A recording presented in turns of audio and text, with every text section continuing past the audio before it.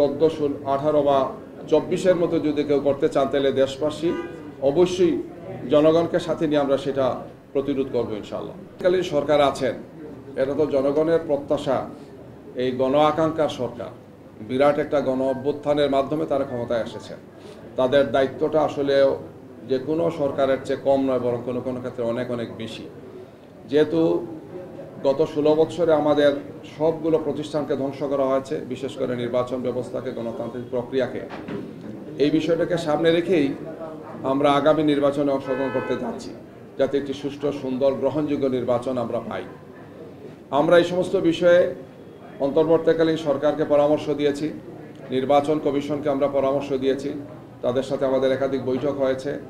আমরা বলেছি যে লেভেল প্লেইং ফিল্ড সহ আইন শৃঙ্খলা পরিস্থিতি, নিরপেক্ষ দায়িত্বশীল ব্যক্তিদেরকে সেখানে দেওয়া, 14, 18, 16-তে যারা, 24-এ যারা ছিলেন তাদেরকে না দিয়ে বরং জনগণের চেয়ে গ্রহণযোগ্য, নিরপেক্ষ এবং দেশপ্রেমিক সংশ্লিষ্ট অফিসারদেরকে এগুলোতে দায়িত্ব দেওয়া। এতে তারা কমিটমেন্ট দিয়েছেন যে তারা সেই কাজগুলো করবেন। আমরা সাংবাদিকদের মাধ্যমে, আপনাদের মাধ্যমে আমরা এটা পর্যবেক্ষণ করব যে এই ধরনের কোনো পাতানো নির্বাচন 14, 18 বা 24-এর মতো যদি কেউ করতে চান তাহলে দেশবাসী অবশ্যই জনগণকে সাথে নিয়ে আমরা সেটা প্রতিরোধ করবো ইনশাআল্লাহ।